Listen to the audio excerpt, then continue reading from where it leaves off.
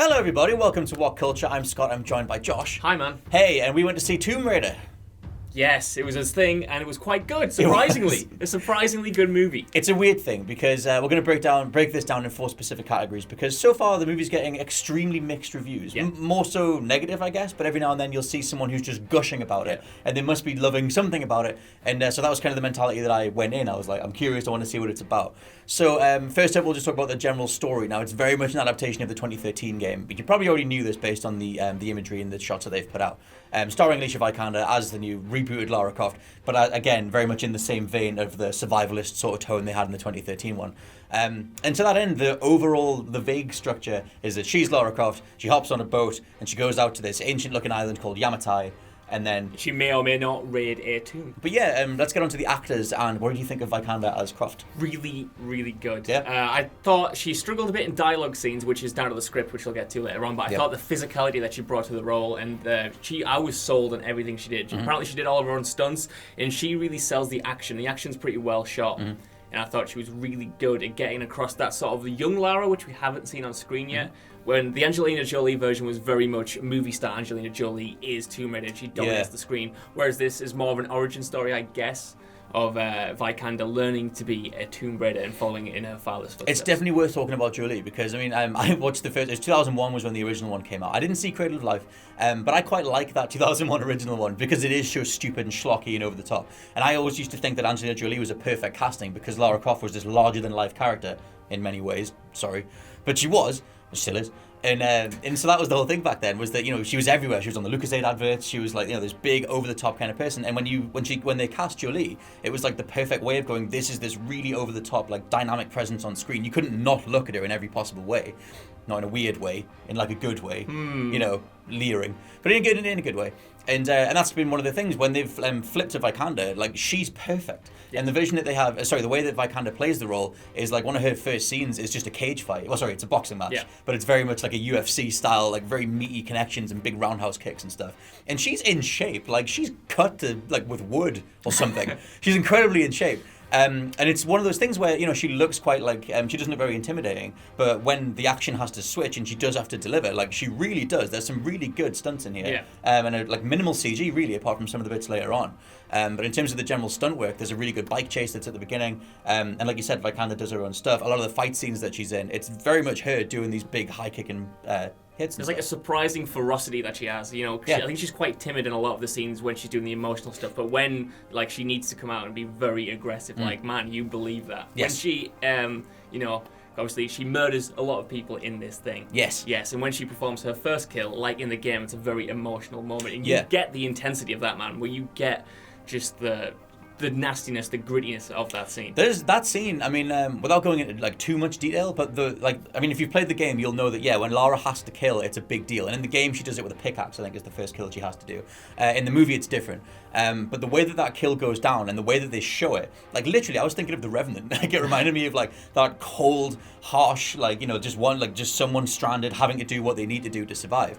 And they really hammer it home. Like they don't pull any punches, considering it's a 12A. It's a really, really intense scene. And I think, like I said, Vikander acts that stuff really, really well. Which is one of the biggest reasons that this is getting so much positive buzz, is that like in moment it's really, really good. I would go towards like more like phenomenal. There's some action stuff that I love, and that thing with the first kill is really good. And there's some bits where the score builds up and you're really with her. Like because of the structure, they actually tag a bit on at the beginning of the movie, where you hang out with Lara in London for a bit, which isn't in the game. To sort of like flesh out her as a person and her drives and motivations and that kind of thing. But that then reinforces when she goes onto the island and has to go through all this stuff. Like you really care when she's going through this stuff. Well, that's the big thing for me. I think this is a really good movie when people aren't talking, and that sounds really bad, but there are huge stretches of this. Well, not huge stretches, but big stretches of this when she first gets to the island and she's surviving, and it's all sort of done through, you know, non-verbal cues, and you just get like the performance from her face. And the CGI isn't great, but she sells like those larger-than-life moments, those bits where she's trying to survive when she's injured.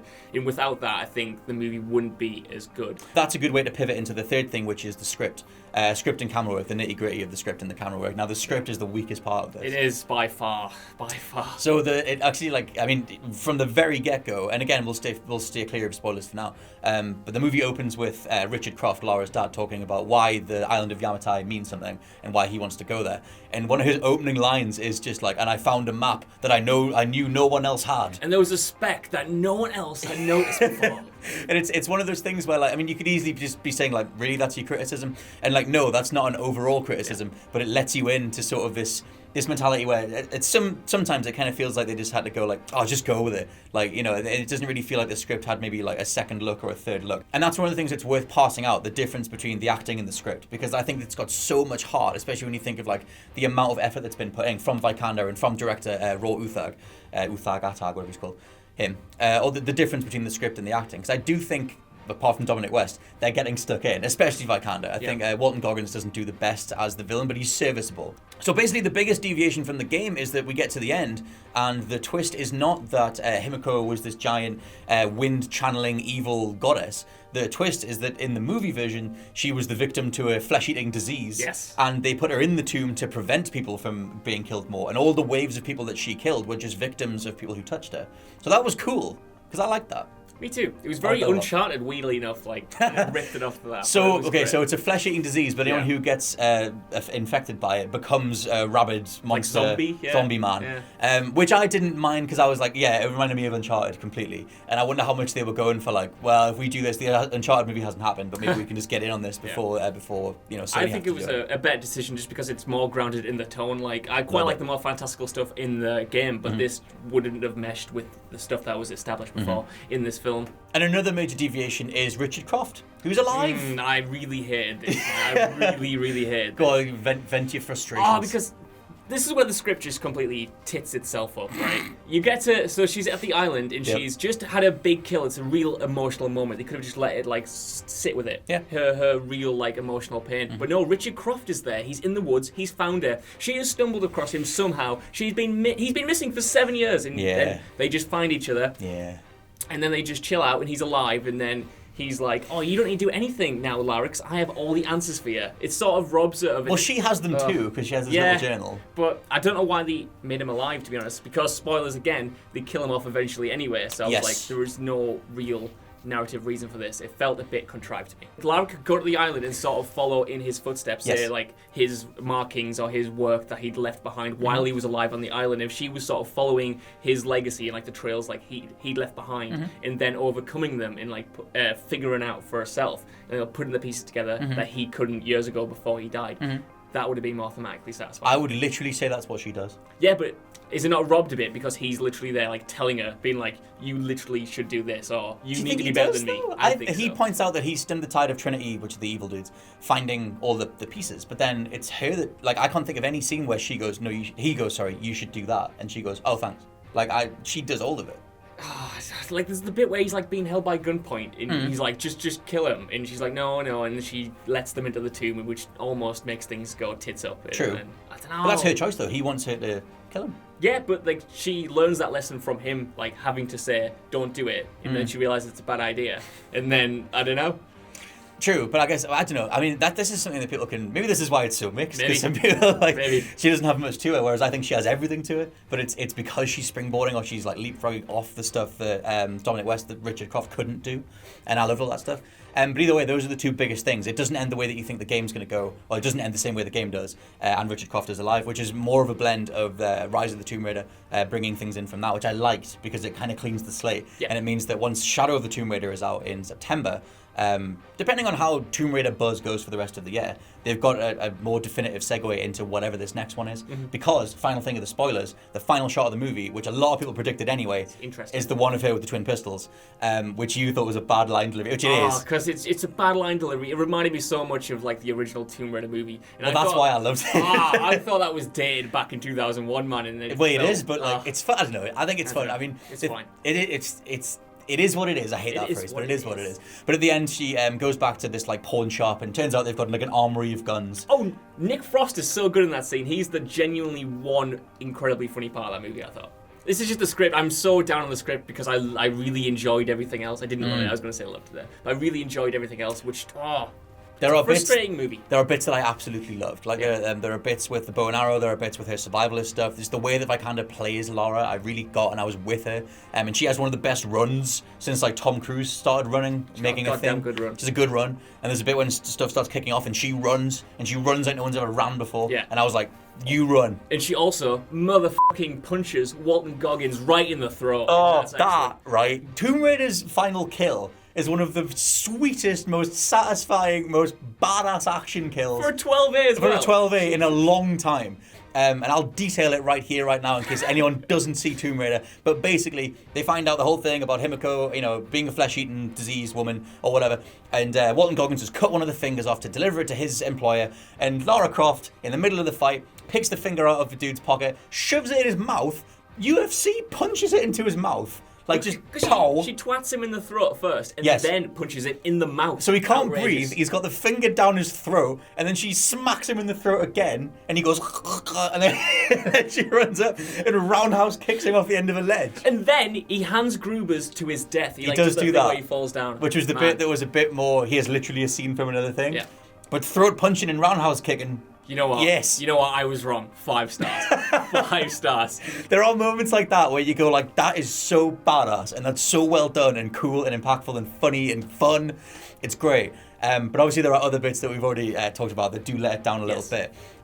Okay, so you guys can all rejoin us now because we've had a bit of a natter about the specifics. I do also have an ending explain video coming up too, where I'm going to delve into, what the ending means and how it's going to play into the next movie. Why Kristen Scott Thomas is there at all, because she's there in 2 scenes. You're like, why did they get this actress to do this? This highly respected actress. And then you're like, oh, that's why. Maybe it is why. You'll have to come back and find out. But for now, what rating would you give Tomb Raider out of 5 stars? I'd give it 2.5, which sounds harsh, but I mean, there is a lot of good to it. There is a lot of bad to it, and it's a very slightly above average movie for me. I would recommend still seeing it though. Yes. I would, especially if you like the 2013 reboot game. That's one of the things, because it's a video game movie. It excels a hell of a lot more depending on how much you're bringing into it. For me, it's a 3.5, which I know isn't like a 5-star or a 4-star, but it does so many things right. There are so many moments where everything locksteps and it's great. And that's another thing is that people talk about the video game movie curse, which I would argue has been broken in the past with things like Silent Hill. But this is such a great way of showing how you can adapt a video game movie. Yeah. Like, you go beat for beat, here are the things that people want to see, but because we're using the medium of film, we can spend time fleshing out the character by just having her think or talk to other people, things that in a game most developers would shy away from. In a lot of ways, I thought this improved on some of the flaws of the 2013 game by like establishing why she's so good at murdering people in the face. Like, all that makes sense. But you buy it, Yeah, and that sort of journey is like one of the biggest or best things about it. Like, you're going in with this like, ragtag sort of Londoner who's a bit down on her luck, and she goes on this massive adventure, hero's journey type stuff. And yes, it's very generic in spots, but I think the heart of it carries. So, yeah, that's kind of why the general reception of Tomb Raider has been a bit all over the place. There's so much good, and there's also so much that's a little bit naff. But regardless, you guys can let us know what you think down in the comments. Are you going to be checking out Tomb Raider? Have you already? Ivan Scott from WhatCulture.com. I've been Josh from WhatCulture.com. And we'll catch you soon. Bye. Hey guys, thanks for watching the video. Don't forget to subscribe below, and if you're looking for more content like this, then try a few things that are floating about around my ears. Might be fun. I can't promise it though, but it might be.